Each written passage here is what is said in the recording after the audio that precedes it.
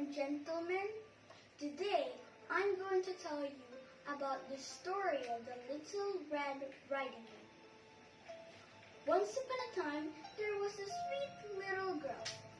Everyone called her the Little Red Riding Hood because she always wore a red riding hood. It had been given by her grandmother, who loved the little girl very much. One day, Red Riding Hood's mother said, "Here, child, take this basket to your grandmother. It's got bread, butter, cake, and berries in it.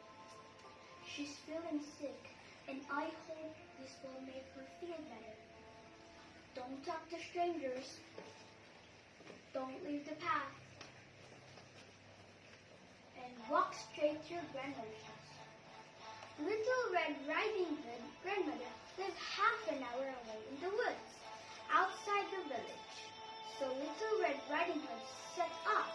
The girl had just entered the woods when a wolf came out of the trees. She wasn't scared because she didn't know wolves are dangerous. "Good day, Little Red Riding Hood," the wolf greeted her. "Good day, Mr. Wolf," the girl replied. "Where are you going?" he asked. "I'm going to visit my grandmother because she isn't feeling very well," Little Red Riding Hood replied.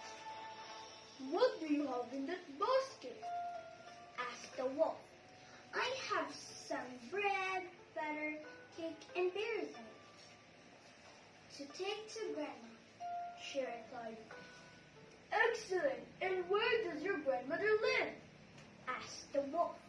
And Little Red Riding Hood explained exactly where her grandmother lived. They walked together for a while, and the wolf spoke again. "What lovely flowers there are here!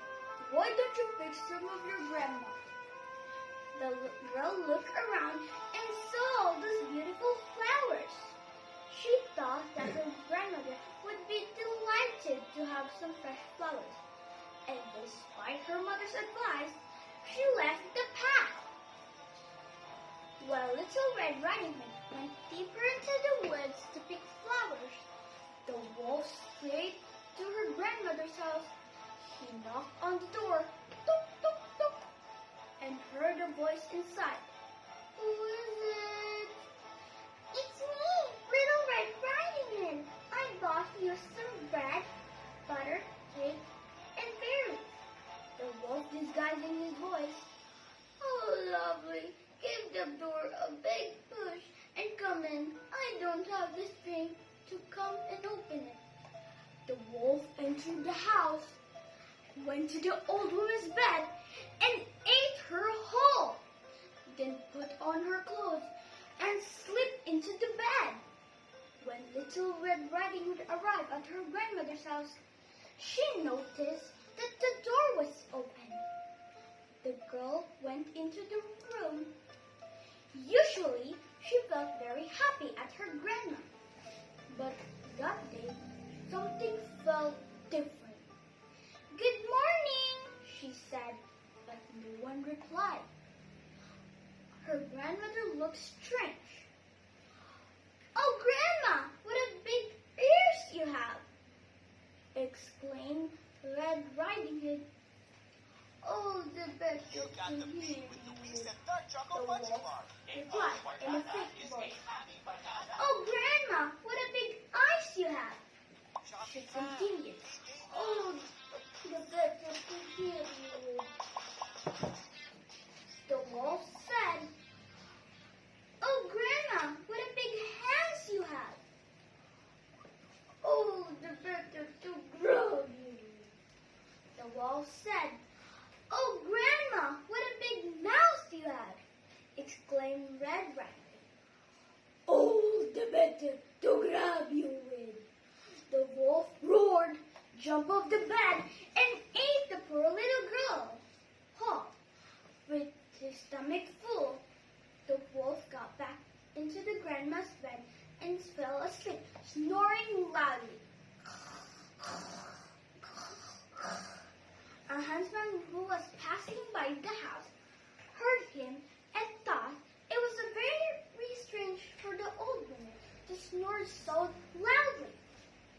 He looked inside and saw that it was the wolf who was snoring.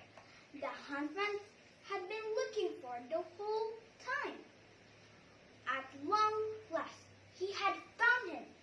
The huntsman lifted his gun and was just about to shoot when he had thought, maybe the old woman was still alive inside his belly. So the man took a pair of the scissors and cut open the belly. He saw a red hood popping out. And then Little Red Riding Hood jumped out. The huntsman cut a bit more, and the grandmother came out too. Little Red Riding Hood gathered some stones, and they filled the wolf's belly with them. When he woke up, he was scared and tried to run away, but the stones were so heavy that he fell down dead. The trees ate some cake, happy in knowledge that the wolf was not going to be danger again anymore. Little Red Riding Hood decided never to leave the path again and listened more carefully to what her mother told her. The end.